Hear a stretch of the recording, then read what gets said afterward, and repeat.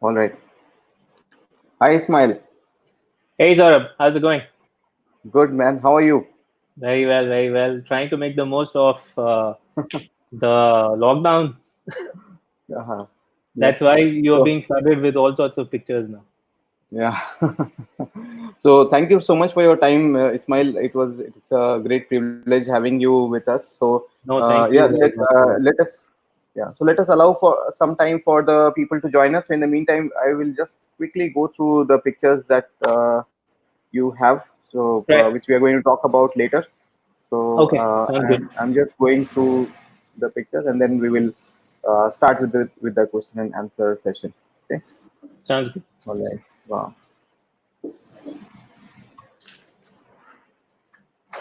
Wow. Oh, that's so nice. Cute. Oh wow. What is this? That's uh, that's a buzzard from Mongolia. Wow. Beautiful.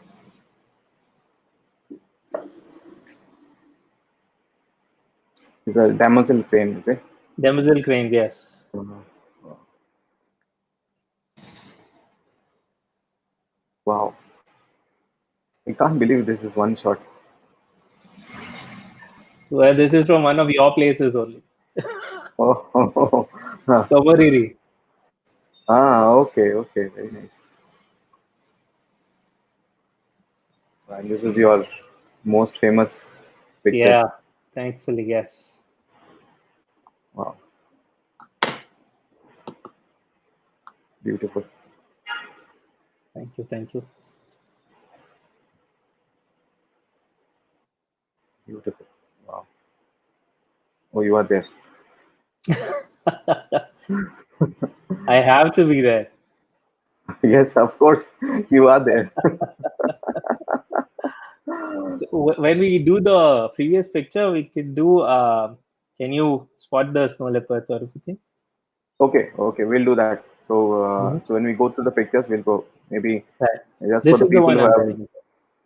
Okay, yeah, yeah, This one. okay, I got it. Wow, beautiful.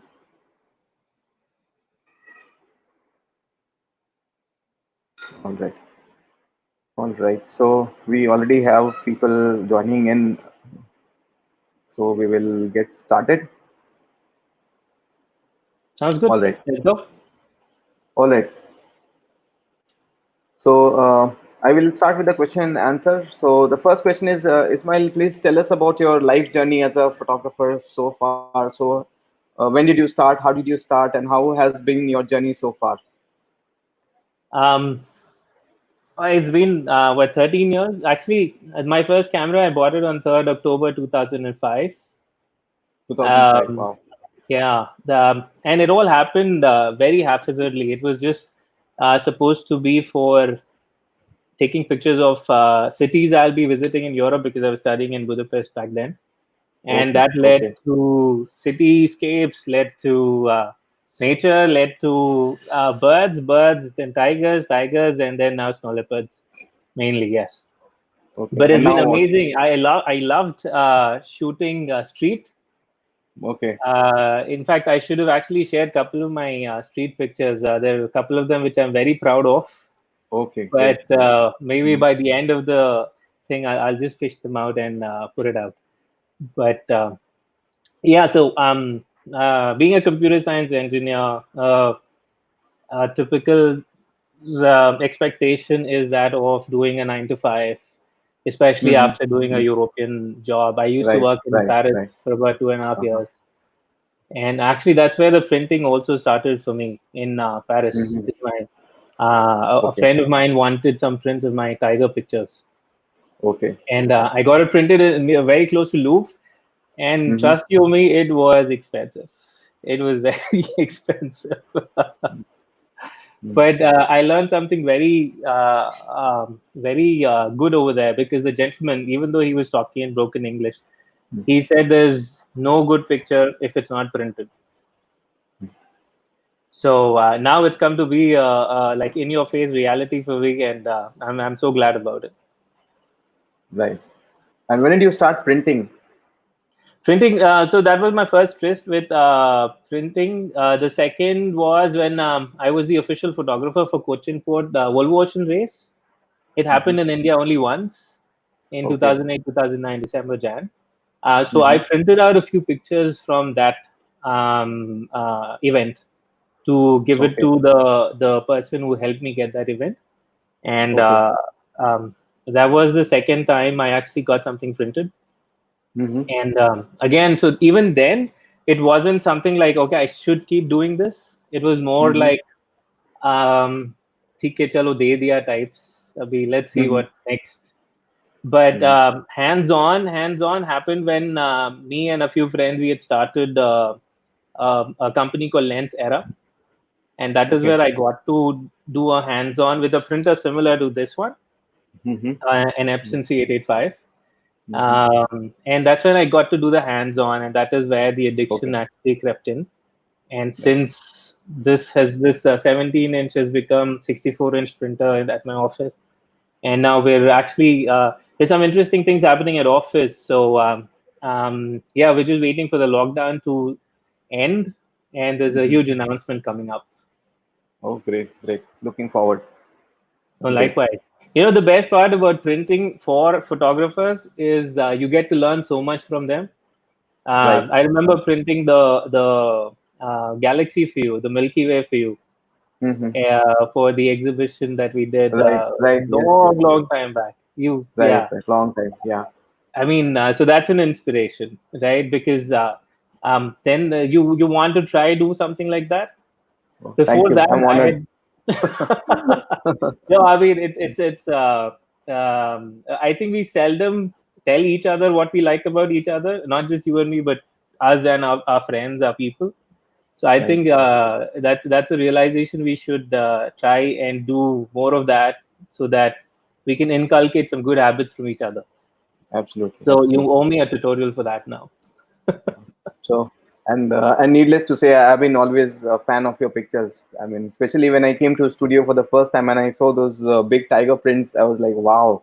Right, And right, right. especially No, when thank I, when you. I see them for the first time in print, it was just an amazing experience. So it's Thank you great. So very that's why much. I always tell people to print as much as possible whenever possible because the experience is quite different.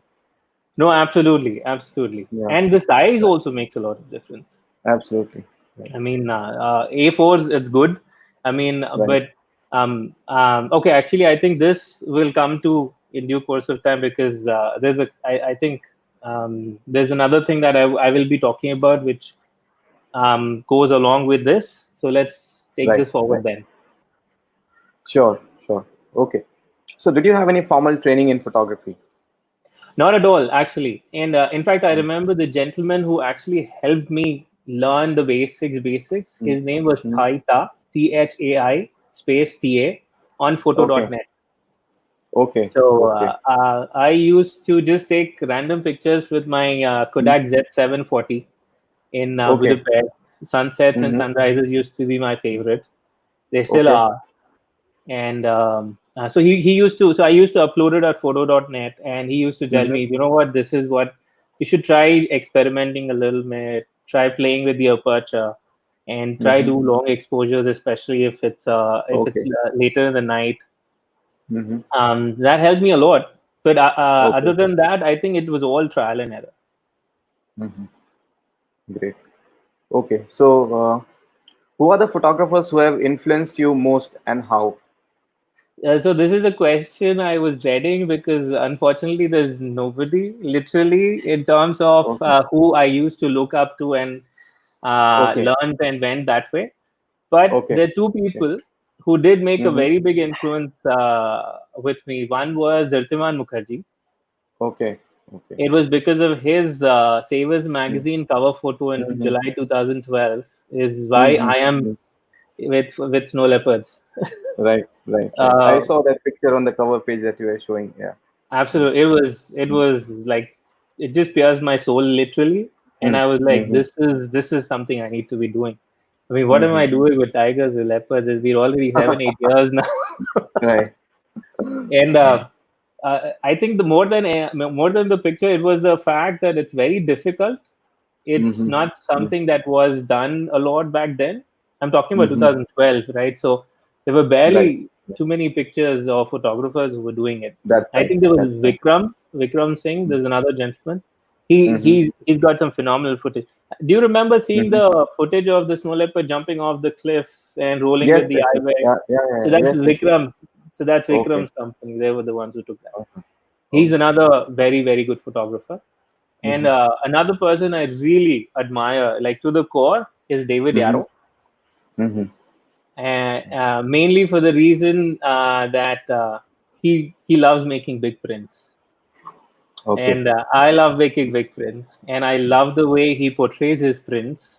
Right? Mm-hmm. If it's an elephant, it has to be a 6-7 feet big print, and that's Right. how it should be. I feel, I know Absolutely. the being that you photograph, you're showcasing, should look lifelike, Right. Right. Right. and that's what Right. I'm still striving to do and learn. Mm-hmm. Right. So, how do you educate yourself to take better pictures?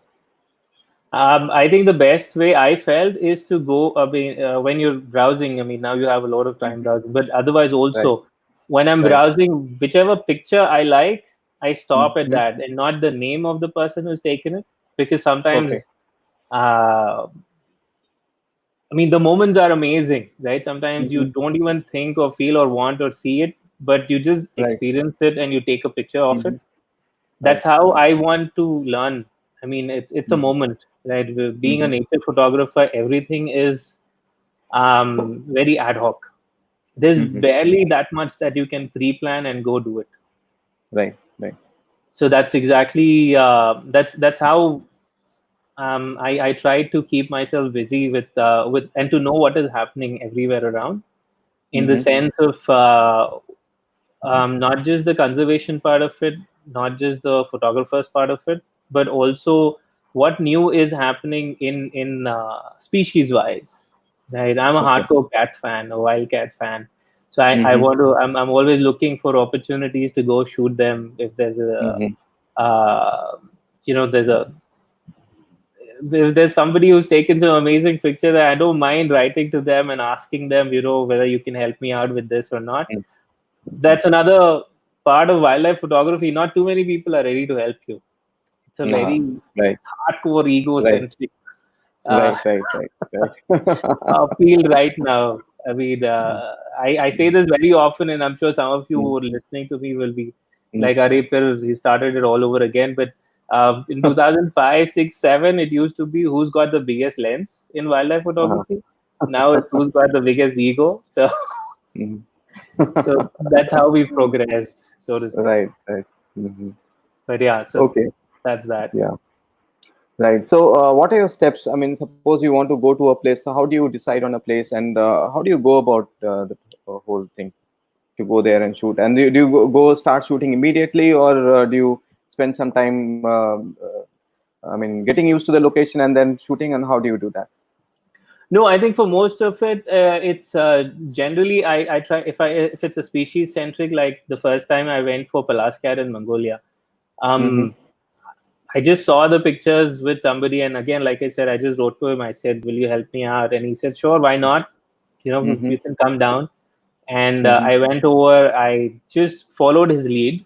I mean, Uh-huh. he's been there. He's taken the pictures. He knows the place in and out. The only thing Mm-hmm. I kept doing is keep asking questions about what it is going to be like. How's the stay? Mm-hmm. Because there were a few friends along with me, and Mm-hmm. what's the timeline like? What's our modus operandi, Mm-hmm. right?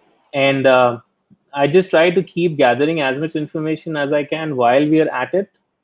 And Mm-hmm. once you've gotten that first 2 days on field, you also understand what to expect and how to go about it.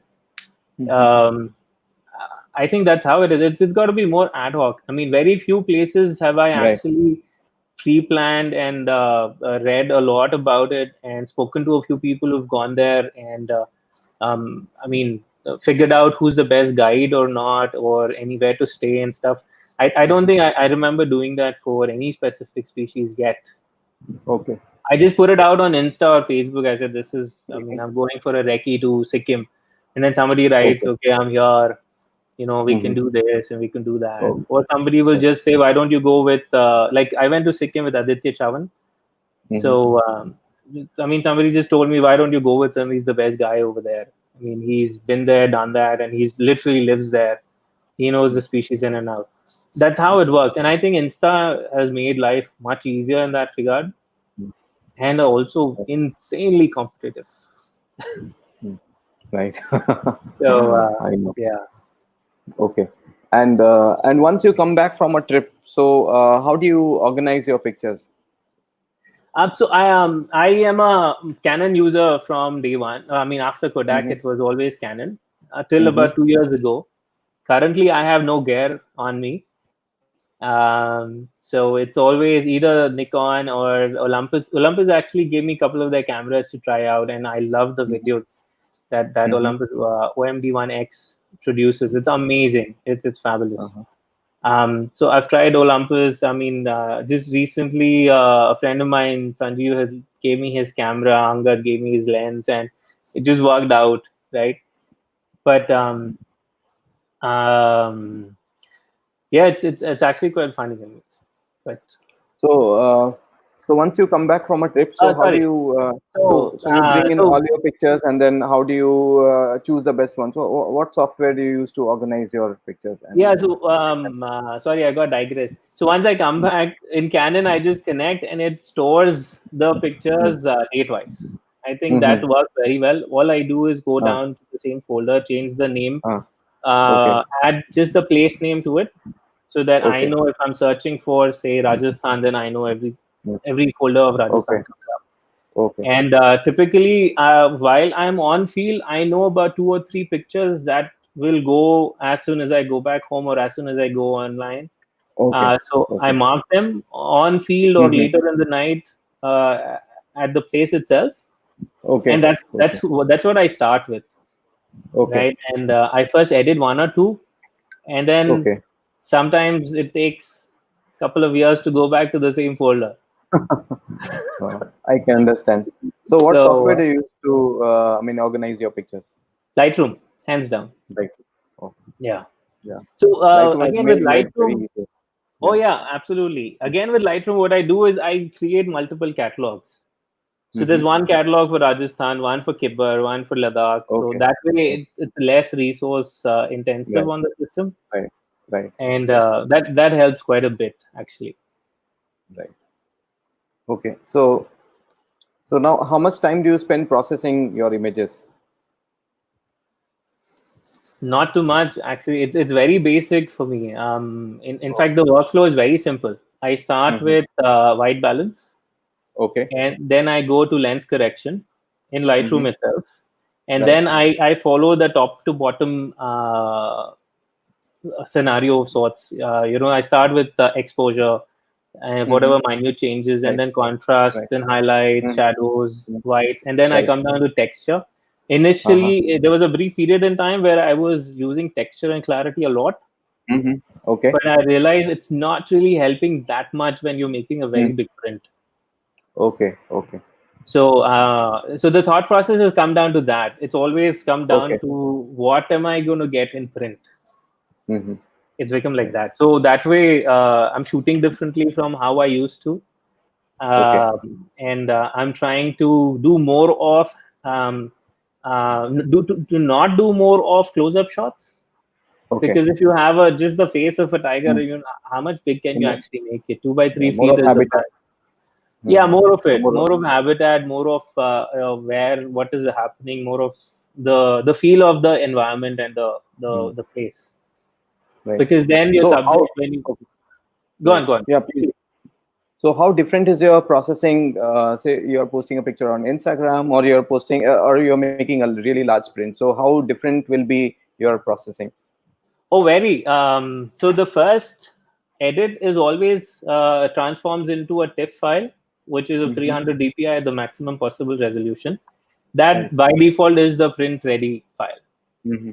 So Mm-hmm. if that, then when I have to upload, I just go down to Photoshop, reduce it to 2000 pixels on the larger side, and just 90 Mm-hmm. dpi, and upload So it.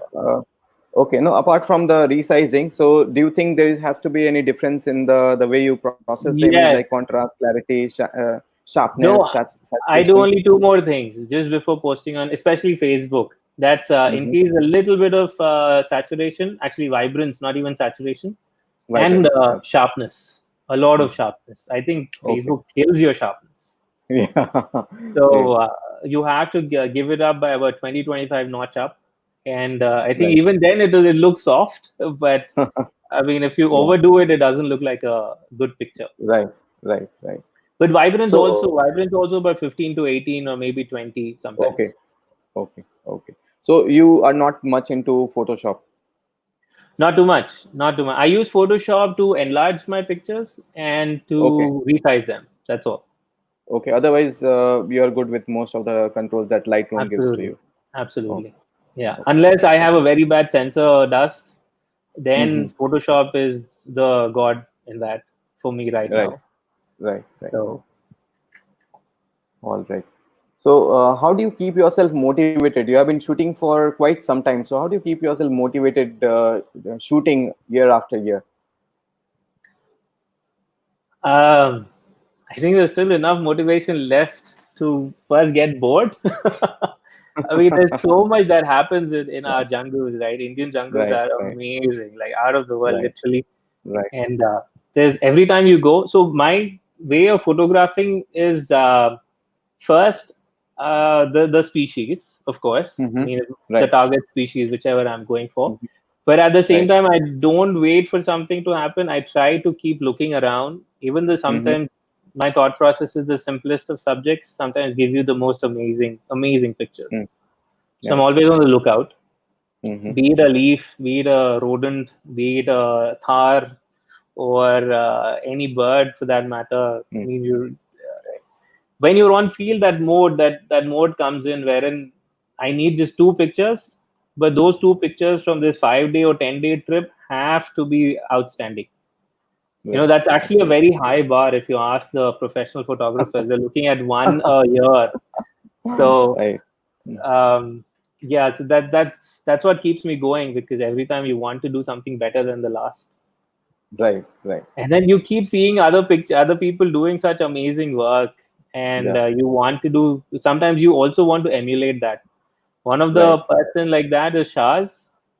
I Mm-hmm. think his editing, Yeah. I mean, his presence in the jungle has been for the longest time, but his editing also is Mm-hmm. quite quite quite good. I look out for his footage, especially now the videos. Right. Right. So, what gear do you use currently? I mean, the last time you used. So, right now you said you don't have any, but yeah, what is that you Yes. used last time? D850 and 600 mm. The first version of Okay. Nikon 600 mm, Nikon 600 mm. Okay. Bloody heavy. Oh, so I thought you were a Canon guy. I am, but now I don't have a choice. I take what I get. It's all so Oh, that's what I was telling at another session recently, that that proves that it's not the gear that takes the picture, right? absolutely, absolutely. Doesn't matter at all. Yeah. Exactly. But there's another thing I would definitely like to add to Mm, that. The better the gear, especially in wildlife photography, the mm, better the mm. chances of doing, making some good, amazing pictures to blow up. Right, right, I mean, not blow up, but blow up in a big print. right, So right. that, I mean, if you can spend that much money, just do it. Mm, Just do mm. it. It will be well worth it. And if you Absolutely. have a little excess of it, you know where I am. So Mm, right. All right. So, how do you choose your best images? Suppose you went for a trip, so you have shot so much of snow leopard. So, how are you going to right. choose the best picture out of the whole lot? The first priority for me always is the sharpness. Mm-hmm. Okay. And so when on field itself, when you're shooting, you get to understand that there's some Mm, movement that's come up. There's some right. maybe it's not sharp, and then with snow leopards, especially when they're moving, there's Mm, barely that much that you can do. Especially if right. you have to run with them. I mean, go down a cliff and go up a mountain. Mm-hmm. You're panting so much that your Right. your camera is not stable. I mean, even Mm, if it is on a tripod, it's not stable. So my first criteria always has been the sharpness. Mm-hmm. And in case it's an amazing, outstanding, out of the world moment, then Mm-hmm. I let go of the sharpness, and then I go for the moment. Okay. There's the picture on the poster. It's not the sharpest of images I've made, Okay. but Okay. the moment But is it's an amazing. amazing moment. Absolutely. Okay. Great. Great. In that picture, instead of the eyes, the focus is on the neck because he jumped. Okay. I mean, I was taken by surprise, and Okay. yeah, my mistake. Okay. All right. So, okay, what are your future plans? What do you want to do next? There's too much to do actually. Lately, for the last year and a half, I've been working in tandem with Snow Leopard Trust, not like on the rolls or not officially being assigned any project, but Mm-hmm. I'm trying to raise funds for them because I've seen them work I've seen their work in Mongolia. I've seen their work in even Kyrgyzstan right now. A very dear friend of mine is there, Kaustav Sharma. So, Mm-hmm. I mean, from the NGOs that I've come across personally, I felt that to be one of the more genuine ones, which is Mm-hmm. why I keep buying things from them. That's a Snow Okay. Leopard, and that's the ibex. So, Wow. as of right now, I'm just trying to get them more equipped in Mm-hmm. whatever way I can. Like Mm-hmm. recently, we did two exhibitions in Los Angeles and New York City. That was Okay. pictures of snow leopards that we sold for raising funds for Snow Leopard Trust. And it was an amazing Great. experience.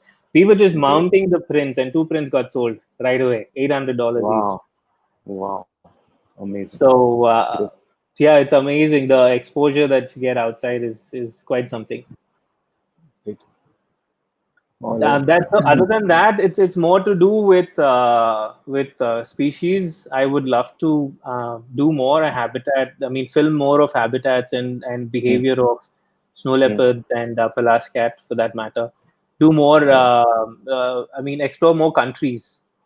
Okay. Uh, this year, I was supposed to try Chile and Brazil for Okay. the pumas and the jaguars, but I Mm-hmm. think I'll have to be happy with just by seeing them online. So Mm, uh, mm, hopefully next year is a better year for that. mm. But I definitely Okay. would want to see do more, film more of different cats. Okay. So, Ismail, you have been shooting for quite some time now. So, what do Right. you think you wish you knew when you started photography? Um, okay, that's a tough one. Yeah. That you can increase the ISO as much as you want as long as you're getting the right picture. I think that's what I can think of right away. But Mhm. because initially when you read about how to take a picture, they always tell you, the 100 to 400 is your limit. Especially I'm talking about Right. 2005. Right. So in 2006, what was the camera? D400, Canon D400. Mm, Go over 640 and you're majorly messed up with noise, mm, right? I'd rather would have known that I can go up to 800 and 1000 and mm. get that moment than to ruin it completely. Right. I've been telling this to so many people. Is that I mean, right? the Okay. camera is so good now. Yeah. Oh, good. So I'm Yeah. your with that Ekalavya. Yeah, absolutely. There are so many, so many people who kind of shy away from going beyond 1,000 or come on, Oh you yeah, have a full frame and such a great sensor, and you're shying away with such less absolutely. ISO. Yeah. D850, I went over to 2005, 2400, 3200. Absolutely. Hmm. I mean, it was very low light, so I just went up. Kept going till I Right. got the shutter speed of 200. I think that Right. was good. Okay. So, what are your top tips for a person who wants to become a wildlife photographer? The first and foremost, be ready to lose all your money. It's tough, Mm, mm, not just with buying gear, but even travel. Yeah, unless mm. Right. you want to start with bird photography. So Mm, in Hyderabad, I think I did bird photography for the first 3, 4, or maybe even 5 years. Lotus mhm, Pond used to be my go-to every weekend, mm. and I think I've documented over 50 species of birds in that pond. Wow. Amazing. And Yeah, and different species of fish before they introduced the catfish, and Mm-hmm. then everything went down. Mm-hmm. Because catfish, they eat up the waders, they eat up the eggs of Right. other birds, and they don't let Mm-hmm. other fish survive. So that was Right. that. Right. But I Mm. think that's the main thing, right? The first and foremost is be ready to lose as much money as you have, and secondly, patience, hands down. Mm. I mean, Mm. we have examples of people who have, for the lack of a better word, a mediocre gear system, Mm-hmm. like just a 70-300 lens of Canon, which isn't that great, but the Mm-hmm. pictures they've taken are outstanding, amazing pictures. It all worked out only because they were patient. They knew the Mm-hmm. subject. They Mm. understood the behavior of the subject. They could Right. approach Right. the subject decently close without disturbing them. Right. And that is why they could, and they took their time, right? I mean, if you're creeping up on a, not creeping up, but if you're approaching a bird, a ground bird, then you have to be very slow. You know, sudden movements. You're lugging a Mm-hmm. gear on your own, so you're Right. Right. fatigued after some time. But just don't give up, Mm-hmm. because that is exactly when you will get your shot. Right. Patience is the key. And Right. also just try to I would say try to, I mean, like what I do, I try to learn from the pictures I see, you know, Mm-hmm. especially the way people are being more experimental nowadays with the bouquet, with the Right. front focus, back focus, Right. or Right. Right. creative textures and all of that. I think that that's adding so much more value to your pictures right now. Right. That's Right. another way of learning. I feel Instagram has Mm-hmm. been a good inspirational app for me. Right. All right. So, Ismail, please tell us why do you think you're a big fan of printing? Oh, printing. Why? The um, it's like you've literally created that artwork. When you see that in print, it's as if it's come out alive to you, to me rather, Absolutely. and Absolutely. it makes all the difference. I mean, I've heard you at the HCP talk the other day at the gallery. The Right. the smile, the emotions that generate the prints generate are Absolutely. overwhelmingly beautiful. Absolutely. And Right? I had the same experience when I came to your studio for the first time and I saw those large prints. And like, wow, I mean, is it real? Absolutely, It's a different absolutely. I mean, experience. I have a leopard picture at Kabini Golghar. Mm. It's Right. a leopard with red background, literally the leaves of the tree, right?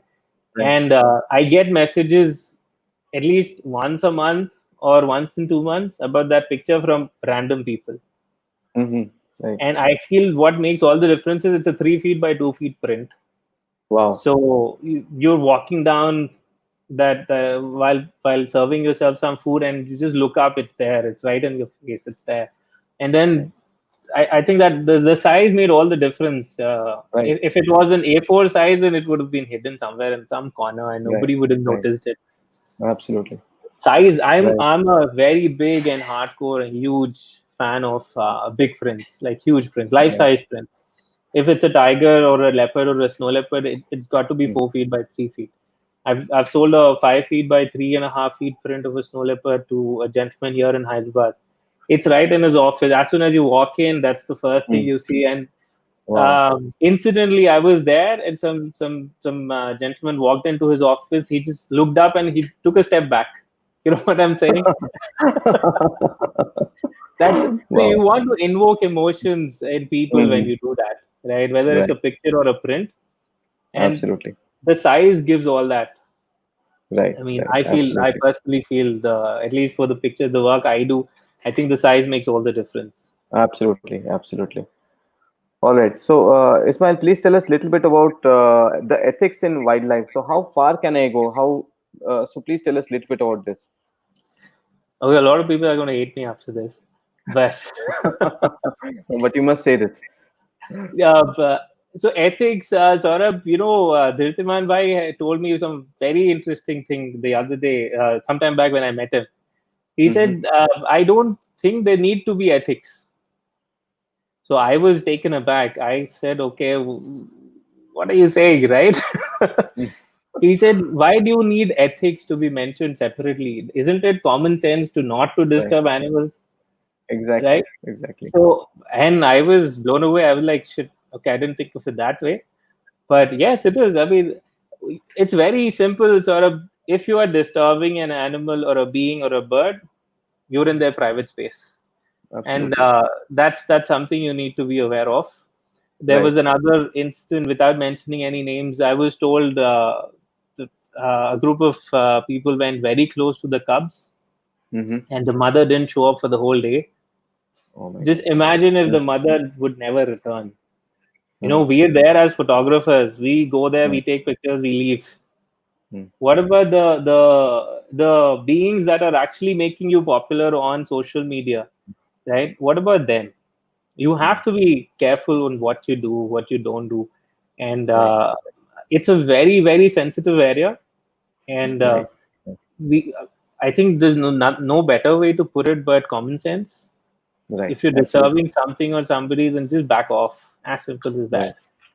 And Right. I've seen the worst happen, especially in the tiger safaris, even in Kibber for that matter, right? The snow leopard is sleeping, so somebody said, "Why don't you throw a stone and make him look here?" Oh my God. I mean, what do you say to that? Oh I my God. wanted to say, why don't we throw you down and see whether he looks up or not? But, being a team leader, you can't do that. I mean, it Mm. wasn't people who were with me, but somebody out of in the group, they just shouted it out. And then I heard some girl tell him to shut his mouth up. Otherwise, she's Mm. going to throw him down. I was like, okay, somebody else is also there who's thinking that way, Um, right? Things like these right. keep happening, and not just in India. Okay, I've seen it Mm-hmm. happen in Yellowstone. I've seen it happen in Malaysia, in Mm-hmm. even in Europe, right? Where when you go for birding, there are a few who don't let you approach the bird at all. I Mm-hmm. think that is a little too much. I mean, you Mm-hmm. have to give a fair chance to the Right. photographer because the Mm-hmm. bird watchers don't like photographers too much. Right. Right. Right. Right. But I mean, let us have our chance, right? I mean, we'll try to be very careful and see that Right. Right. not to disturb it. At least try not to Right. disturb it. Right. Right. But ethics is very important. I think the more the wildlife photographers are growing in numbers, that much more problems we're going to have if we are not careful as to how we Right. approach our subjects. True. And it's True. not just big animals. Sort of, even if it's a an ashy prenia, like the smallest of birds that you find very Right. commonly around, right? Right. Right. Even though it's a Right. very jumpy bird, you go too close to it. What's the point, Mm, right? I mean, if mm, you wait, let the bird approach you, or mm. let the bird come a little closer to your sitting area, take it. I Right. mean, it's good for both of you. The bird's getting Right. Absolutely. comfortable. The Absolutely. Mm. the video of snow leopards in Kibber, the gentleman just stopped on the road, and the snow leopard came, literally knocked on their doors. Wow. I mean, you Wow. get opportunities if you're patient. Right. Right. Absolutely. I All think that's right. very key and very important for wildlife Mhm. photographers, especially wildlife photographers, to understand that the habitat they are in is very sensitive, very Right. important, not just for the animal or being you've come for, but for other species also that thrive there. Right. Right. Great. So thank you so much for answering my questions, Ismail. So now we'll go So, through your picture, and right, maybe you can tell us a little bit about how you took them. Okay. So sure, bring it on. all right. So yeah. All right. So we'll start with this picture. This is this is one of my favorites from Yellowstone. Okay. Um, it's been processed a little bit in terms of white balance. Mm-hmm. So the sun was hitting the waters, and the water was not this orange, but I just Right. added about 1,000 more to the white balance to make it this. But I love Okay. silhouettes. A Yeah. huge fan of silhouettes, and I think the Canadian goose came in the frame right then, and Mm-hmm. there were a lot more actually. So this was the only picture, maybe one or two after this, that I got it in solitary. Otherwise, there were Okay. too many in the background for to frame it properly. I mean, I was having a Oh, little difficulty in getting the framing right. but Okay. this was amazing. Okay. Great. Okay. What about this one? Lower Antelope Canyons. So Yeah. my advice to anybody who is going to Lower Antelope Canyons is to book 2 tours back to back. Okay. I took one tour, and I was overwhelmed by the sheer beauty of it, the Mm-hmm. colors, the shapes, the curves, everything. And I wanted to go back again, but there was no slot. Okay. So I think if you book two back to back, what will happen is the first trip you can just go check out what you want to shoot properly next time Mm-hmm. around and prepare for it mentally. And if you need to add another gear or tripod or a wider lens or a shorter lens and Mm-hmm. come back in the game for it. Okay. This was amazing, a very, very beautiful place. Anybody who's in the US or who's going to the US, hopefully when the lockdown ends or all this COVID thing is taken care of, Mm-hmm. definitely it's a must go. It's one of those places which makes you creative, Mm-hmm. which makes you play Wow. with your compositions, with your Right. placements, with your. I mean, Right. this yeah. I mean, and this is also one of the places wherein Peter Lick, another photographer, sold his single edition print for 6.5 Yes. million Yes. dollars. Right. Right. Right. I remember that. Yeah. Yeah. So I think that was Upper Antelope Mm. Canyons, if I'm not wrong. I'm Right. not too sure about that, but yeah. So you never know. You can make a $6.5 million picture there. Wow. So What is this this one? this is the Palascat. This is what I was telling you about. So I went to Mongolia for this. Mm-hmm. Incidentally, all my sightings of Palascat have been in Mongolia only, Okay. not in India. Even though I went very categorically for it to one of the regions in Ladakh, I just Okay. saw footprints, just bug marks, and that's about it. But Mm-hmm. Mongolia was very kind to us, and we made some amazing, very, very amazing, beautiful pictures out there. So Mm-hmm. Palascats are a little bigger than maybe just about the same size, or maybe a little bigger than the house cats, but Mm-hmm. they're very furry. They've got a thick coat, and what Okay. stands them apart is the ears on the sides. Usually, cats Mm. have right on top. This is the only one Mm-hmm. which has on the sides, Okay. and Wow. it's a very beautiful little cat. Very um, yeah, amusing. It was very, very interesting to see the behavior of it, hiding behind the rocks, and then you see just the top part of its head, and then slowly it just comes Right. down, and then just the eyes come out, and then suddenly it goes back up. It was very interesting. Very, Oh, so yeah, I how enjoyed long it a was lot. this sighting? How long was this sighting? So they were. This is a kitten, and there were four Okay. of them, and Okay. they were playing for the whole 2 hours we were there. So Wow. Wow. how we shoot Amazing. in Mongolia is behind a hide. Okay. So what we do is we go scout out the place Mm. during the morning time. We see the pug mark or the remnants of a rodent or anything of that sort that we see around, and we see some movement in the ground, on the ground, Mm-hmm. and we just put up heights, Okay. single wall heights, and we Mm-hmm. come back. Okay. So throughout the day, they're getting used to it. If they come out, they see it, they're there, so they're Mm-hmm. getting more used to it, accustomed to it of Okay. sorts. Even the Okay. mother gets used to it. Okay. And evening, just 2 hours before sunset is when we go, and Okay. it's once they come out, it's a riot. I mean, they're jumping on each other just like any other cat, Mm. right? Wow. But Wow. it was very, very good. Oh, great. Wow. The buzzard. So when I told you about patience, right? So this is one of my Yeah. examples of patience. So there were these three juveniles. We saw them flying around, and then we saw them land on the ground behind some Okay. rock. Mm-hmm. And so there were three of us, and we started approaching them in the car. We went as close as we can, and Mm-hmm. from the three, without disturbing them, that is. So from the Mm-hmm. three, the one of them just turned around and it just started walking out. So we Mm-hmm. stopped. But the other two, from the two, this was the boldest one we saw. I mean, we got down from the car, and it was just staring at us. And we took about, I think, 15 or 18 minutes to go close to them. I was completely on the ground and on my hands Wow. and elbows and knees. And Looks approached them, Yeah. very slowly, very gently. Any movement it Mhm. made, we stopped.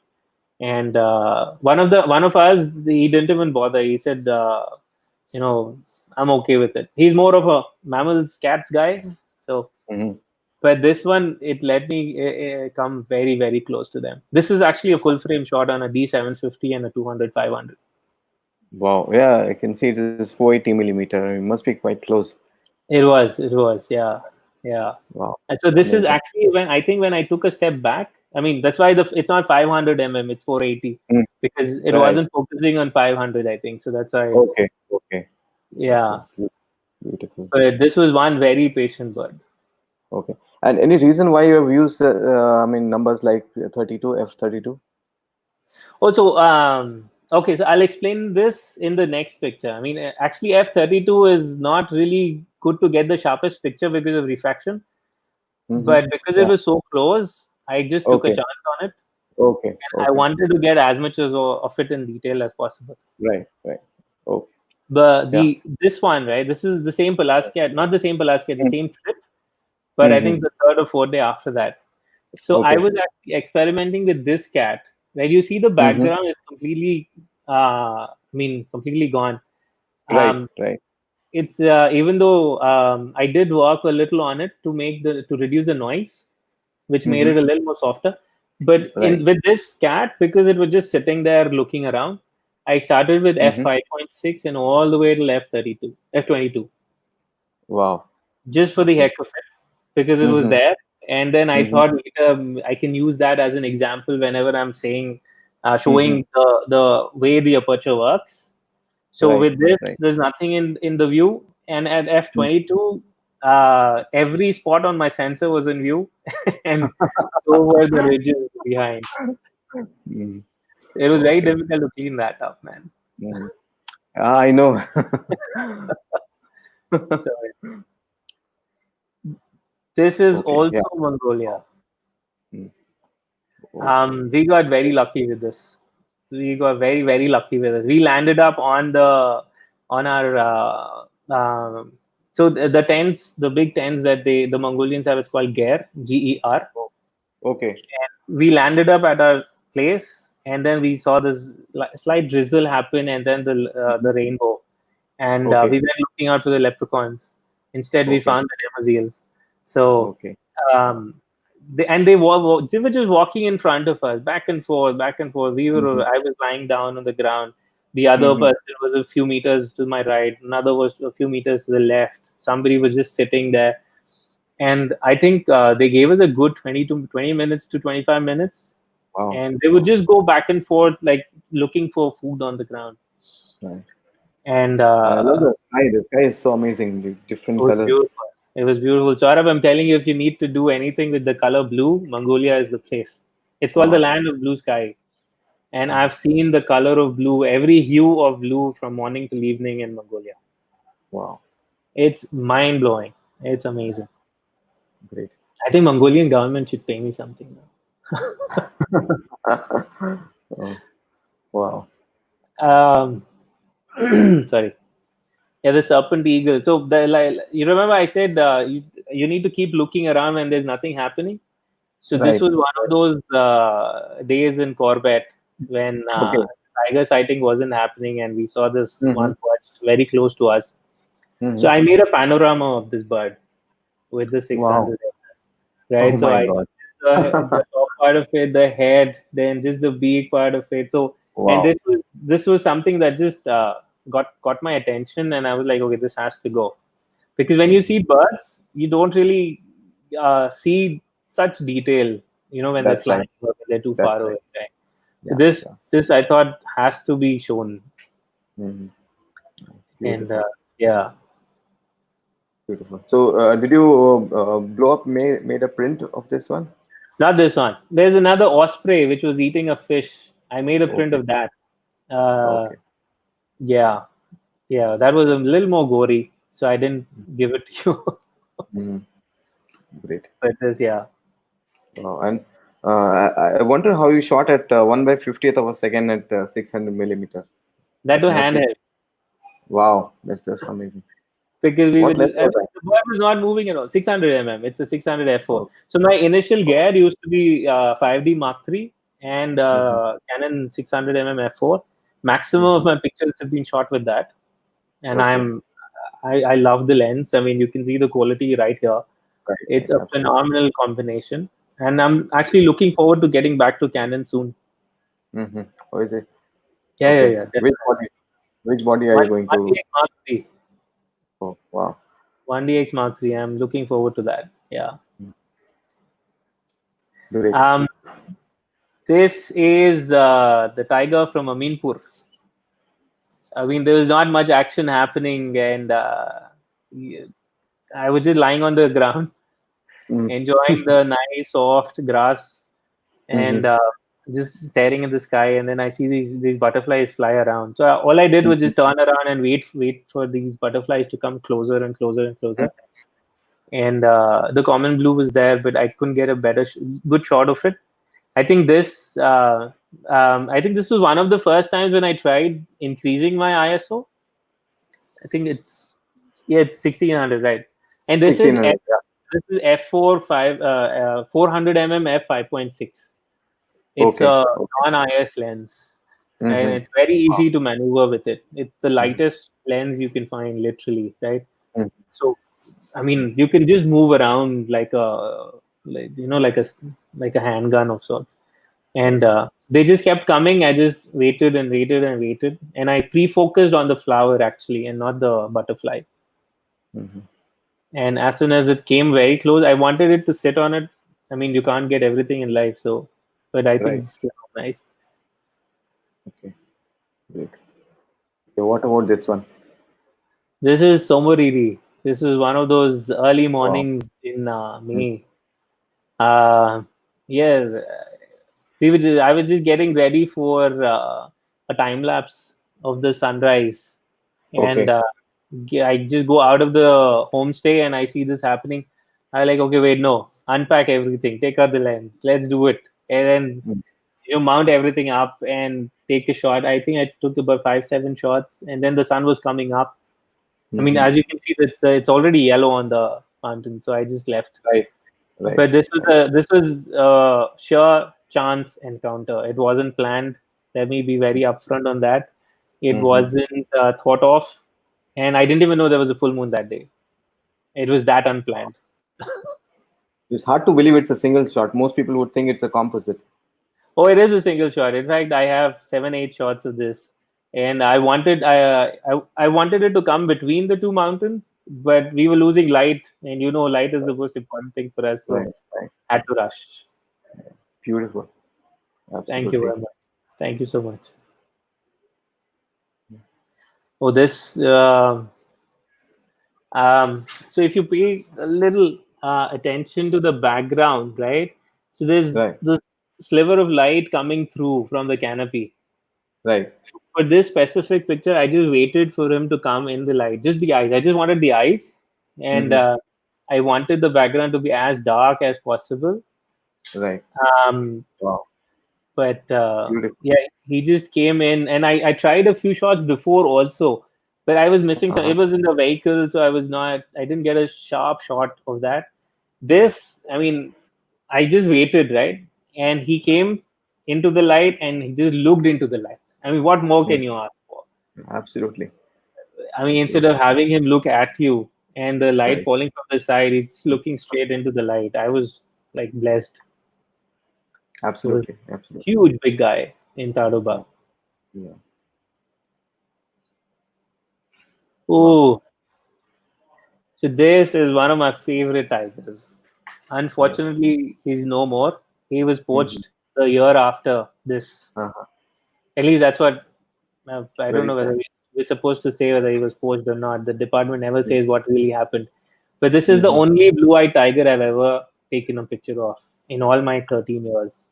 Mm-hmm. And this guy was so beautiful. Like, look at the beard, the eyes, the way Absolutely. he's sitting. I mean, he's sitting right in the middle of the road, and we're Right. coming from down and up. Mm-hmm. That is how we got that ground level angle to it. Mm-hmm. Mm. And he was least bothered about who came or who didn't, and who how many people are coming. He just took his own time to get up, yawned, cleaned himself, and then just walked away. Wow. This is from Bandhavgarh, by the way. Okay. Okay. Very nice. And he's looking directly into the camera, actually. Actually, Yes. he's looking to the car right beside mine. So we're on Okay. the right and the car's on the left. So I think it's just slightly to the left. And there were Mm-hmm. just two cars there then. It's mine and Okay. theirs. So I think when he was looking at us, I think I missed that part of it. Or maybe Mm-hmm. it wasn't sharp enough. But when he was looking there, I just, I think it makes I don't know, I feel it makes a better picture when they're not looking at you directly. Because, Yeah. I mean, if they're looking at you directly, it somehow, I mean, you're there. They know your presence, and Right. I don't know. Right. I'm just thinking out loud. Right. Right. So I think I like this one more compared to the way this light is. I'm biased, so don't ask my opinion. But of course, no doubt, this is an amazing picture. Very nice. Thank you very much. Thank you so much. And yeah, now your most talked about picture. Oh yes, um, yeah. This is all a blessing. I'm telling you, sir. Nothing more, nothing less. Um, and it was, yeah. Ah, how do I start? We saw him from our room window. Okay, he Okay. was walking in the village in Kibber, Okay. Okay. and we saw him. Another friend of mine, Sagar, who was sharing the room with me. Mm-hmm. Uh, he had come from Mumbai. I had gone solo from here, and Mm-hmm. I was basically on a lookout for other more places to go shoot and film snow leopards other than Ladakh Okay. and Hemis and Okay. Hanle and Mm-hmm. Ule and all that. So I went to this place, Kibber. Not too many people were there. I tried looking for some pictures from it. I found one Australian gentleman who had a few pictures and one Spanish gentleman who took some pictures from Kibber. Mm-hmm. And I thought, what am I going to lose? I'll just see another new place. Let's just go. Mm-hmm. And so during that expedition, we got stuck for 5 days, even before reaching the place in an Uh-huh. avalanche and Mm. the snow, and then there's a Badang Right. Nala and all of that. But everything was worth it. Mm. And so we saw this guys in the village. We followed the pug marks Mm-hmm. and we went to where he was. He was sitting right under a cliff and he was just sleeping. So we waited and we waited and we waited. And then the more we waited, the more people started gathering because everybody got to know that there's a village Mm-hmm. in the village. There's a snow leopard in the village itself. So Mm-hmm. all the kids are excited. We're excited. We're super thrilled. And Mm-hmm. we're photographing him from about 25, 30 feet away. That's about it while he's sleeping. And so right above him, we see this huge crowd gather up and more commotion. And he's looking up and he's Mm-hmm. going back to sleep. He's looking up, going back to sleep. So we took a call. I said, now that we've had enough of pictures of the same thing happening, let's just so the down the cliff there was a bend and Mm-hmm. the way to go out from between that gorge. It was a packed gorge. We Okay. came, we turned around, and we just planted our tripods out of sight of this guy, and we just waited. We just Okay. waited for him to get pissed off with the noise, or just get bored of it, or just something, right, and just come down. And he did. And we had one of our guides on the opposite mountain who would tell us, okay, what's happening, and he would keep telling us, it got up, it sat down, it gone back to sleep. Okay. Okay. I think it's looking up and all of that. Then suddenly he said it's coming, and that is Wow. when I mean, we're all there, we're waiting for him to come, we want him to come, but when he said coming, there was this nervousness suddenly, Uh, and we didn't know what to expect. I mm. mean, it's a fully grown adult. I mean, really battered snow leopard. Anything can happen if you're too Right. close to it. He just Uh-huh. came down, he Mm. jumped, Mm. and then he looked at us while in the air, and then he just maneuvered himself and just walked off. So I think I got Wow. just 8 shots, Mm-hmm. And from all the 8 shots, this is the only soft one, thankfully. So And I yeah. remember you wrote in your blog, "You better get this right." Yeah, that's the nervousness, right? I mean, Yeah. you've shot a beautiful, amazing being from 30 Mm, feet away. Now mm, he's going to come much closer to you. He's going to come mm, closer to you, mm. and you just don't want to mess it up. I Right, mean, right, and actually, that is what plays in your head, and then right, right, you don't want to mess up, but you're anticipating it. There's a tussle, right, and then you right. lose focus. Mm-hmm. I think that's what happened for this picture, but thankfully not for the other pictures. Great. This by far has been one of the most talked about and most shared of my pictures. I think Absolutely. at one point in time, uh, I mean, you just typed in a snow leopard and it used to pop up. Mm-hmm. But Right. also this picture, this was uploaded by Sagar and me both, something similar. I think Mm-hmm. this is not to brag about it. Actually, I do feel a little sorry about it also. But I think these are the pictures which actually brought the tourism to Tibet. Mm-hmm. Mm. And now, I kind of sort of regret it because of the Yeah, way yeah, I know. Tibet is right now. I know how it is right now. Yeah, yeah, yeah. It's Everybody, bad. It's right. really bad. It Yeah. is. It is. The tourism, so the thought process of sharing it was, I mean, it's a winter tourism. The people over there will get some earning out of it, and Right, right. some help that goes to the community. That's And right. That's right. but it boomeranged literally, and now Mm, mm. it's become hardcore commercial. There's too many Right, people. This right. season 2020 Feb, I counted, Mm, I think 59 people. Then you have the guides, you have the porters. mm-hmm. Mm. I saw some pictures. Yeah, they were not very encouraging. Yeah. Not at all. Mm, Not at all. Let's hope it changes. mm. Yeah. All This, right. What about this one? yeah, this is, I mean, we chanced upon him while looking for tigers in Tadoba. But Okay. let me tell you, this has been processed a bit, not too Mm-hmm. much. I've played a lot with the contrast and a Mm-hmm. little bit of, excuse me, sorry, vibrance Mm-hmm. and vignettes. I created Oh, vignettes to make oh. that curve all around, and the background also has the clarity has been reduced. Mm-hmm. Yeah. But this wasn't what I had envisioned when I took the picture. I mean, of course, you can't think of so much once you start shooting a cat. Once you see a cat, your mind goes for a toss. Right? So, uh, I mean, she just kept walking and walking and walking and giving us opportunities, and I kept just shooting. Mm-hmm. And when I saw Okay. this picture also, I edited it now, even though Mm. I photographed it in 2014. Wow. Yeah, yeah. So effects of lockdown. Mm. Good effects of lockdown, Yeah, you can say. yeah, yeah, yeah. And in fact, All right. after posting it, I sold two prints also of this. Wow. Amazing. Very Yeah, nice. so I think that's what I need to get. Yeah, this all. I mean, my thought process is to keep it as simple in editing as possible. Mm-hmm. But sometimes Right. when things like these happen, you have this tussle whether you edit it for yourself or you edit Right. it for selling it. Right. Right. And this one, I gave in and I edited for selling it. Right. Wow. This is Where was? Malaysia, Okay. Kota Okay. Kinabalu. Mm-hmm.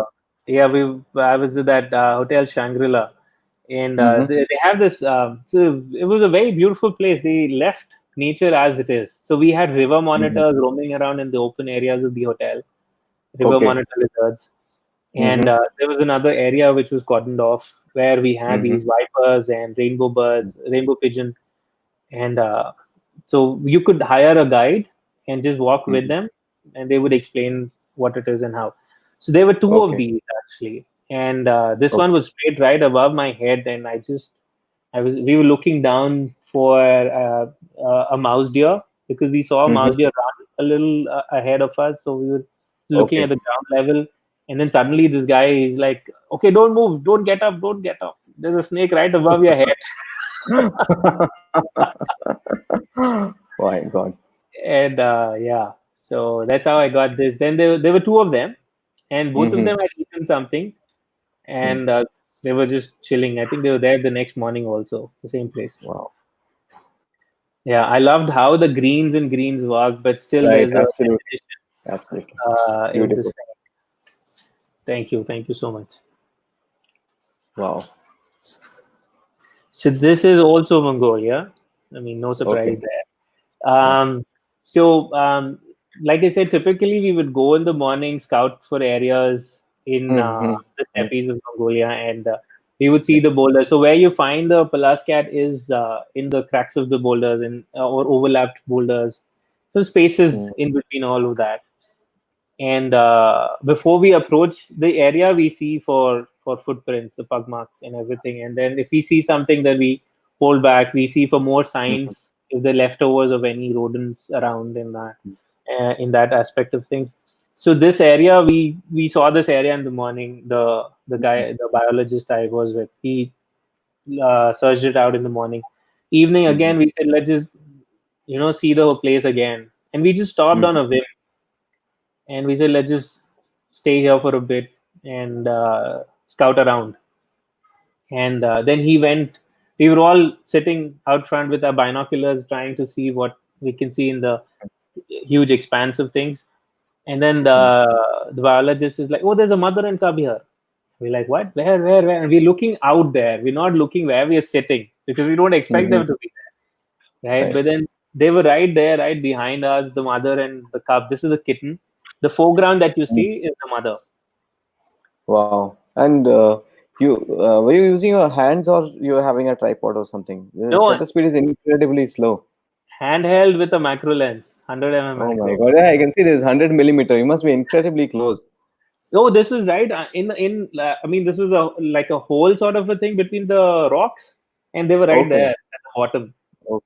And the Wow. mother looked up at us for a few minutes, so we just stood.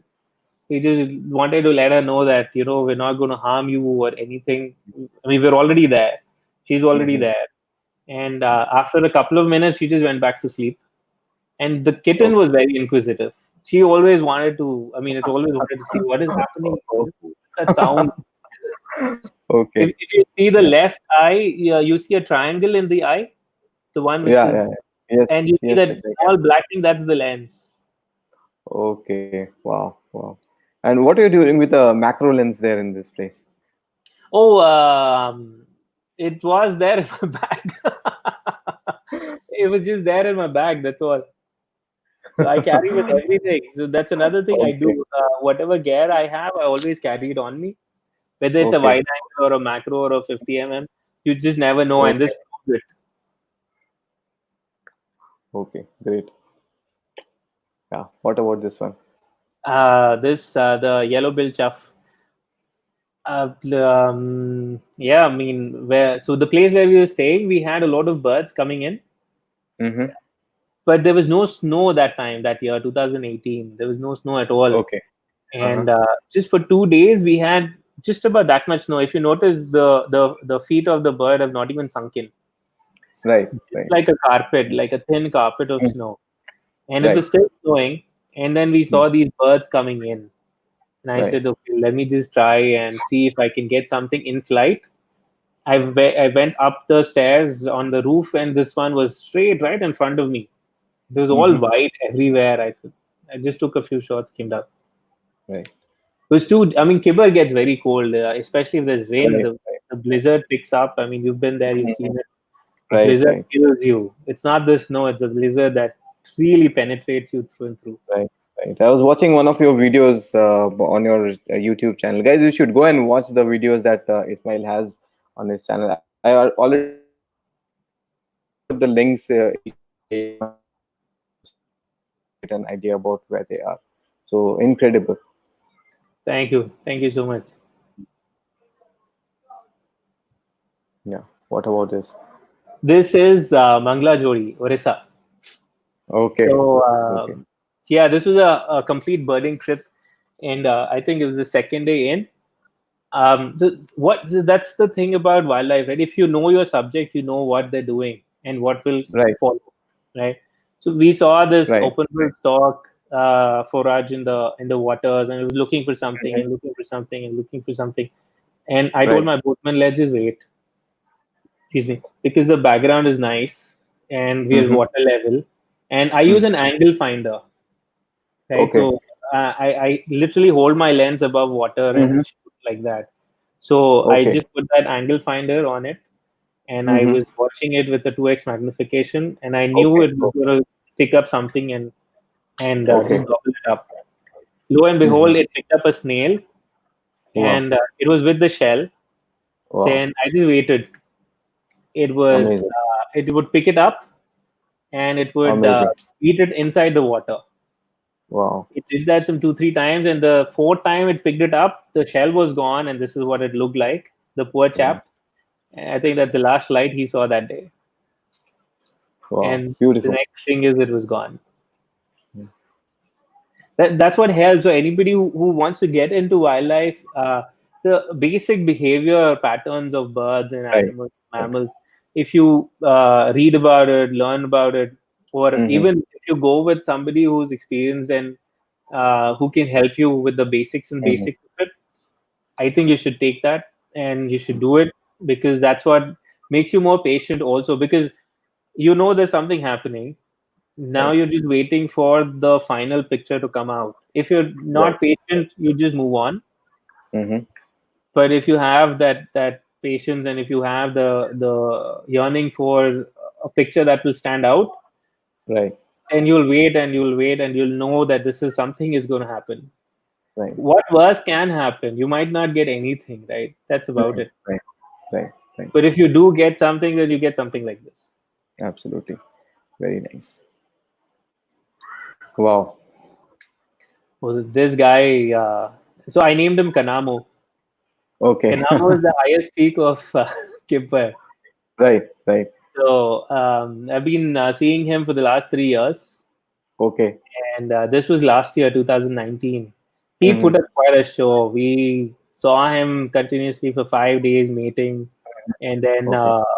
he tried hunting twice, and he was stalking. I have a couple of videos of that stalking, Mm-hmm. and this was when he was moving from one mountain to the other, Okay. and he made us run.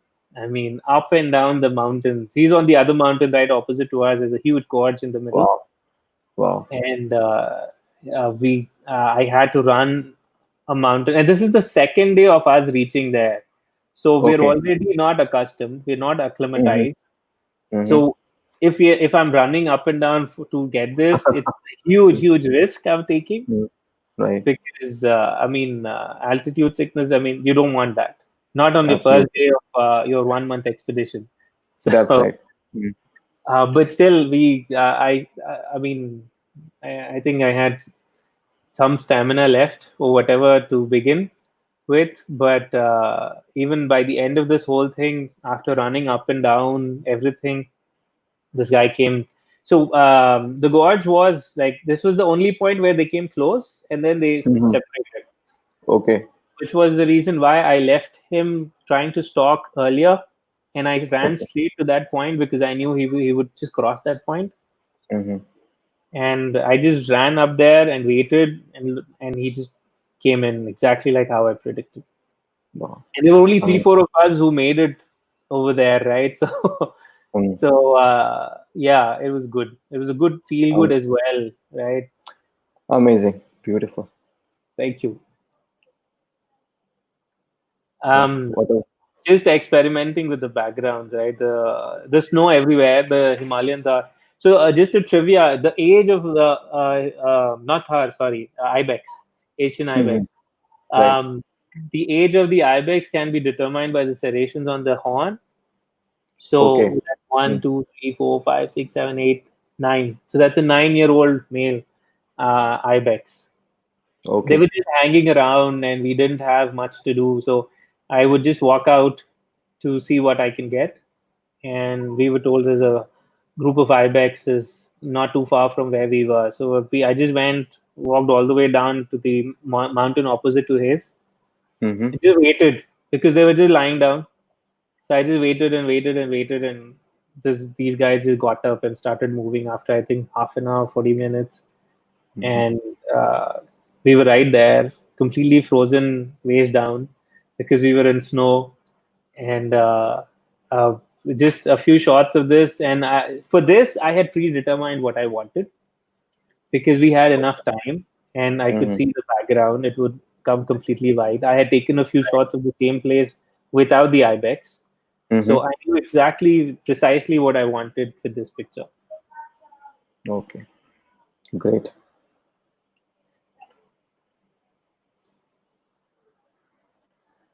Yeah, what about this? This is from Vanasthalipuram Deer Park, Okay. and so the dragonfly on top had eaten the head of the dragonfly at the bottom, Yeah. Wow. and the dragonfly was still alive though, and it would flutter every now and then. Mm-hmm. And Wow. yeah, it was a very dark scene. Mm-hmm. But Yeah. this was I don't remember when was this. I think 2008, 2009, Okay. and that is when I got to know that there is cannibalism in a lot of these. Even Mm-hmm. praying mantis does that. It seems while right Mm-hmm. after mating or while mating itself. Right. Right. Yeah. Great. So it's a learning experience. Every day in nature, you end up learning something. At least I feel, if not every Right. day, at least every trip Right. is Right. something really substantial to take home. Mm-hmm. Absolutely. So we have to find the snow leopard in this picture, is it? Yes. Okay. So guys, this is a question for you. So you have to find the snow leopard somewhere. Can you spot it? Okay, you can write down in the comment if you are able to spot it. Which coordinate it is in. It's not that difficult. Come on. I'll just wait for a few comments. Guys, are you able to see it?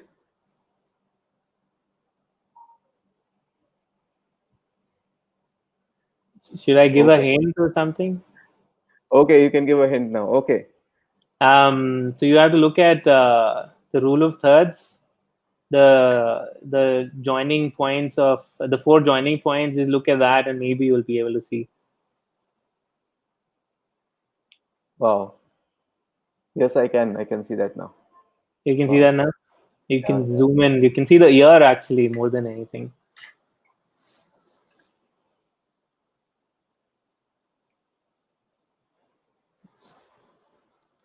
That's it. That's the one there.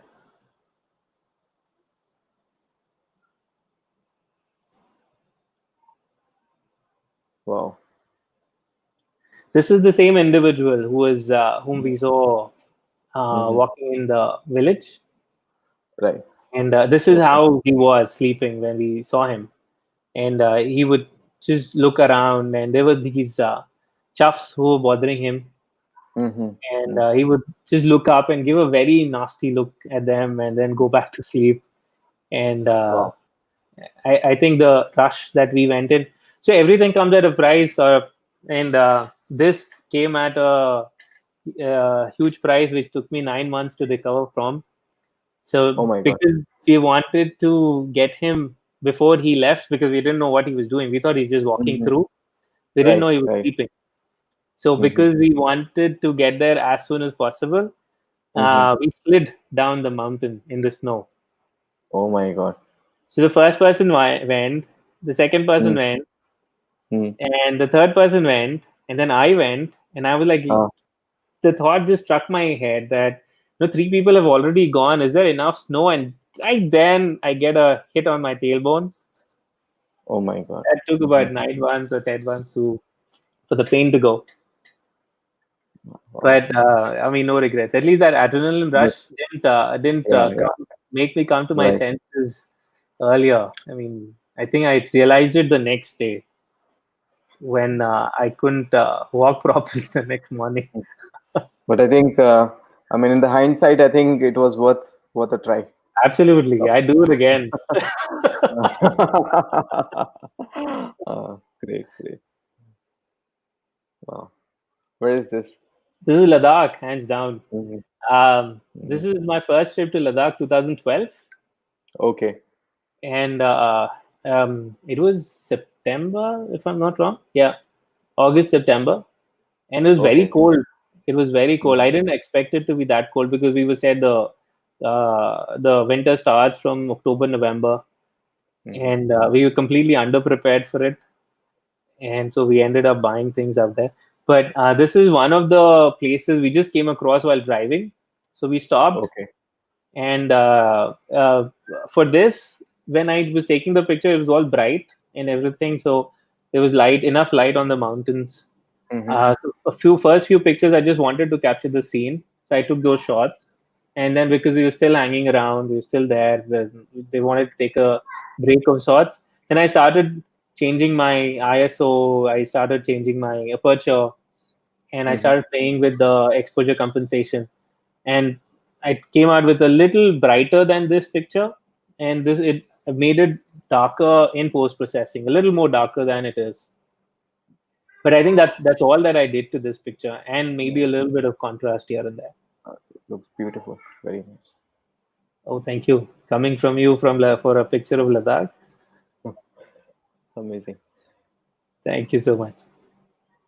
Wow. Where was this? This is Kabini, Okay. Nagarhole National Park. Uh-huh. Uh, this picture hangs in Australia. It hangs in Paris. It's there in Denmark. It's there in Colorado. It's there in Birmingham.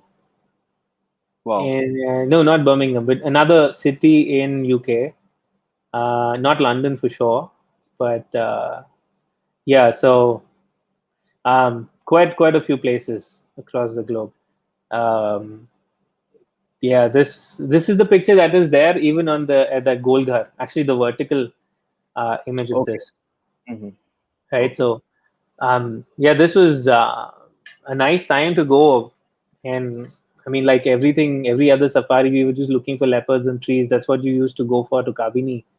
And we saw this guy chilled out, taking his own time, hanging his legs, and sometimes one, sometimes two, sometimes just you know, yeah, he gave quite a show. We were there for I think 15-20 minutes, and Hmm. then the shots were repeating again and again, so we just left. But this is one of those times when you're just lucky. I think there's no other way to say it. You're just blessed and lucky to get these opportunities and options and such amazing sightings. Right. But you are lucky because you are there. Yeah, I guess so. Yeah, yeah. And yeah, I mean, Kaveri is expensive, so that's why I started with always be ready to lose all your money. That's that's why you Right. have to be at places all the time. Right. Right. Yeah, Okay. This is the vertical one. this is the one which is there at Golgar. Right. Mm. Wow. The Lamagaya. So the wingspan is supposed to be anywhere between 6 to 9 feet Oh my end God. to end. Yeah, Wow. and huge guys. I mean, Hmm. huge birds. And you see them quite often, even in Hemis or Hmm. Mongolia, for that matter. You see them near the mountains quite often. Hmm. Here, I think there's another picture, but we'll go to that. What I tried doing was to play with the backgrounds. Oh yeah, the Okay. second, Yeah. right? So the previous one is about the glitter of the snow, Hmm. and then Yeah. the second one I tried playing around with it, and it was complete white background, which was a little far away on the other Right. mountain. And I just Right. I think overexposed it by a Hmm. little bit to get this. Right. And is that the overexposure Yeah. This exposure is like, compensation? yeah. This is +2. Plus two? Yeah, I mean, there you go. So that's what I tried doing it. They're there. You're there on the top of the mountain. They're flying around Hmm. you. So what you do? I mean, you take your shots. Then that's Right. when there's nothing else happening, you try to do something different. Right. That's how Right. these pictures come in, and I think that's what is the key to even improving our own selves. Absolutely. The more you experiment, the more you try something which you're not comfortable with, is where I think you'll grow faster. True. True. Absolutely. Wow. Where is this? This is also Kapini. Hmm. This is in August, I think. Yeah, Okay. something like that. But this is right after the rains, and Okay. everything was green. And my friend who's also the naturalist at Jungle Lodges, Shiva, Hmm. he said we were just driving through, and he said leopard right in front of the leopard, and the grass was like at least a foot high, and all of Okay. us in the car were trying to figure out where. We're all trying to look a little further away. So Mm. झाड़ पे है, pear on the tree, where is it?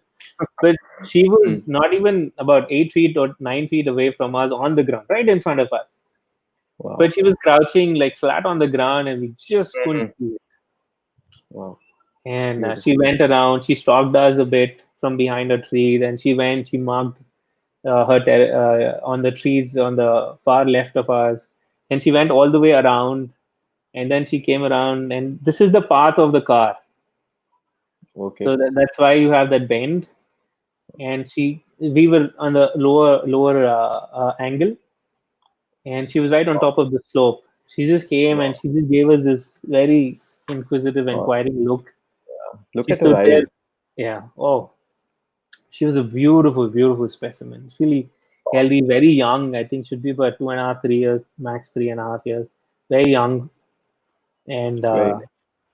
yeah, she gave us quite a show. Yeah. Beautiful. Thank you. Wow. Oh, this is one of my most favorite from my own pictures. um, this is in Chopta, and the Yeah. reason I went to Chopta was for the Himalayan Monal. This Right. was very, I think, 2014 again. Okay. Yeah, this is 2014.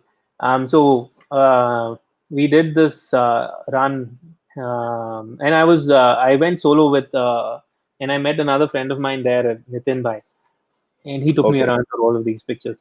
So Mm-hmm. he was driving, and I was in the passenger seat in the back, and Okay. that is how we both of us were shooting. Mm-hmm. And we came across this scene. So this is a ridge, right, the edge of the cliff, and Mm-hmm. straight down. I think it should be at least about a couple of kilometers, maybe more, maybe Wow. 3,000 meters. I don't know how much. I was too scared to look down. Uh, Uh, but he was just we saw him and we hit the brakes right away. I called out, I shouted out to Nitin, this is why. And he thought we saw the Monal again, and he mm-hmm. didn't.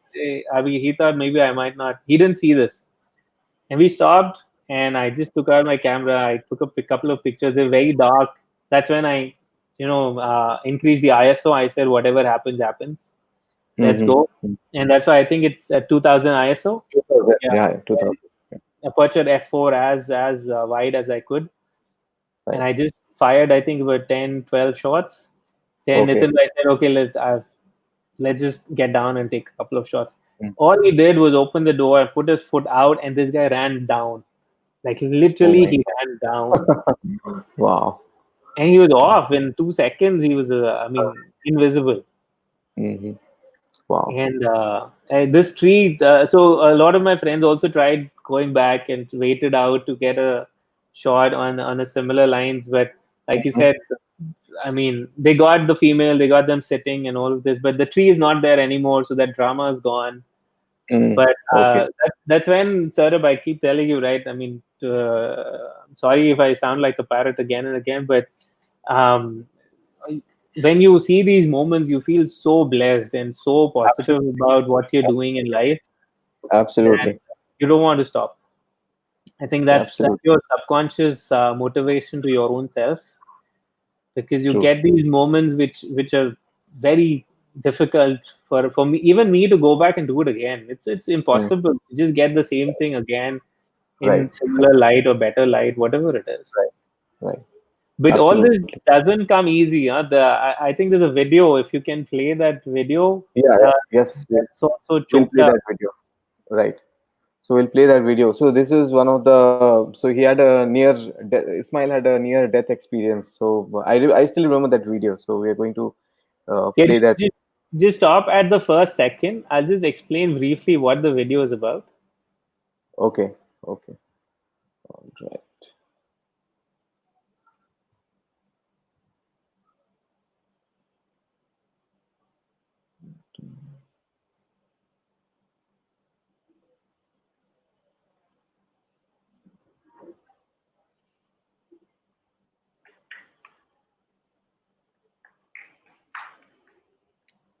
Yes. 1 second. Yeah.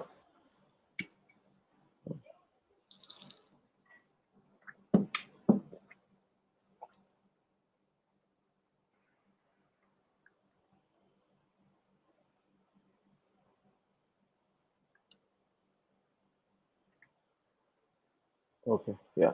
I think I'll make it. All right. Yeah. Shall I play it? No. Can I see the first? Yeah. So what I was trying to do here was do a time lapse from right to left.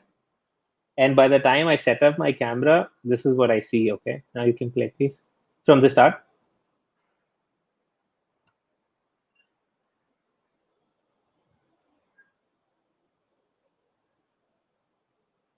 Wow. So what happened there was by the time I set up my camera, the clouds changed direction, of course, with the wind, and they came straight at me. And the moment I started the time lapse, the clouds came straight at me and they just blew me up. I was in air for, I think, at least 1 or 2 seconds. And all I could hear in my mind then was my mom's voice. I told you not to go there. And I was just thrown off onto the railing of the road. Mm-hmm. So the railing kind of sort of broke my fall. But yeah, otherwise I would have been right beside this Himalayan Thar at the bottom of the Oh. mountain. Oh my God. Yeah. Yes, I Quite an mean adventure. it was. It was that, and the second similar was in Mongolia where we got caught up in the sandstorm. But that's a different Mm-hmm. story altogether. But Chopta, I think, gives you good opportunities to photograph, not just Right. Yeah. A lot birds of and things. animals, but yeah, even landscapes. It's a beautiful place. Right. Right. All right. What about this picture? This is a female from Ranthambore. This was taken in 2009, Okay. and so we were there with this for the whole of the first safari. I mean, this female was Mm-hmm. just there in the water. She was inside the water, and then she walked up. She walked up on the there's a clearing of sorts. She went there. She cleaned herself up completely, licked herself down completely. Then she got up to walk, and then I don't know what went through her mind. She came back again, and then she wanted to just have one more sip of water and go. Mm-hmm. That's what it was about. She just came. She did her drinking, looked at the 3 or 4 vehicles that were there, and she just left. That's it. Very nonchalant, very Mm-hmm. um, Oh, at ease, and yeah. great. Wow. Strawberry Finch. Yes. So this Right. is from Manjira, Mm-hmm.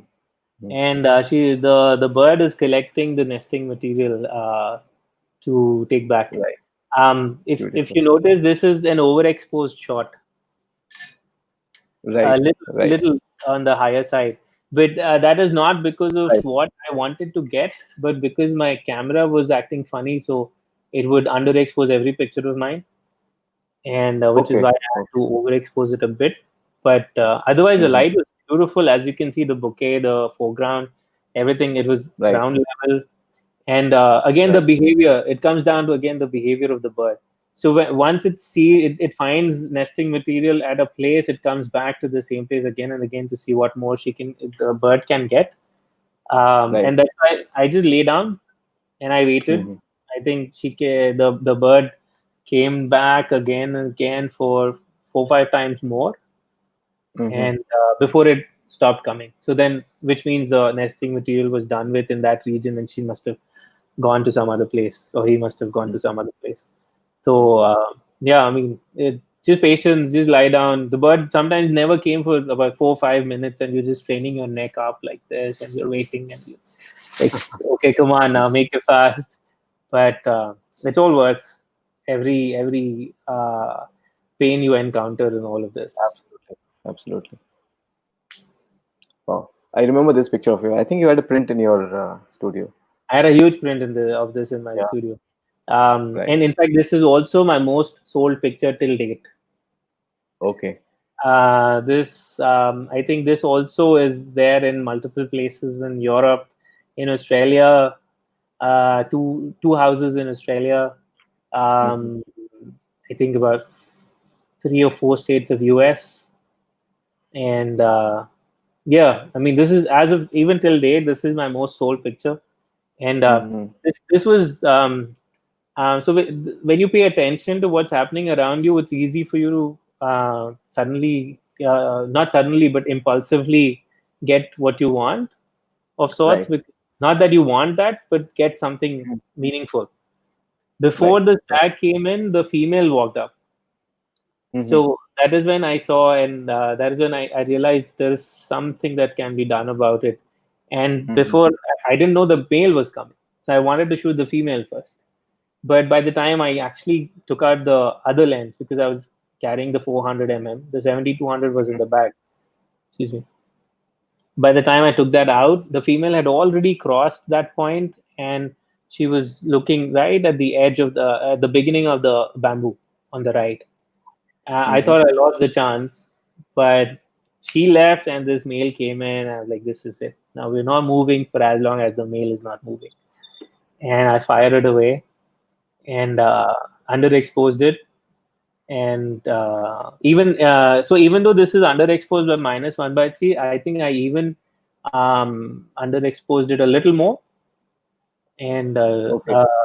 yeah, I think by another uh, one stop. Yeah, Okay. only to get the canopy a little darker. Hmm. The Samba deer was anyways dark because right behind Hmm. it's much brighter. But the Right. foreground for me was brighter than a little brighter than I would have wanted it. So for that, I've underexposed it a little more in post processing as well. Very nice. This Beautiful. by far is my most sold, my one of the most liked, one of the most talked about picture of mine till my Great. Snow Leopard came in. So let's see what happens now. No, no wonder. No wonder. I think it's so beautiful. Thank you so much. The print is there for sale, Saurabh, if you want. Okay. So this is your last picture. Okay. Okay. So this was your last picture. Okay. So thank Right. you so much, Ismail. So it was great going through all your pictures. Guys, if you have, so we already overshot. I didn't realize we spent about Oh 100 wow. minutes. 100 minutes we have spent already spent. So if you have any question, we'll take another 5 minutes to answer your questions. And in the meantime, we'll just go through the comments that we had before. Okay, so we have one question from Naveen. Uh, how do you adjust your screen resolution on your PC to make sure that you are getting the right color correction? Phenomenal, fantastic question. The key for every photographer is to have a calibrated monitor. That makes all the difference whether you're editing or printing or even showcasing it as your portfolio to somebody else via print or online. Mm. I use X-Rite Color Monkey Photo. It's Okay, a monitor okay. calibrator, and you can even calibrate your printer through it. So it's a must-have if Mhm. you ask me for any photographer. Right.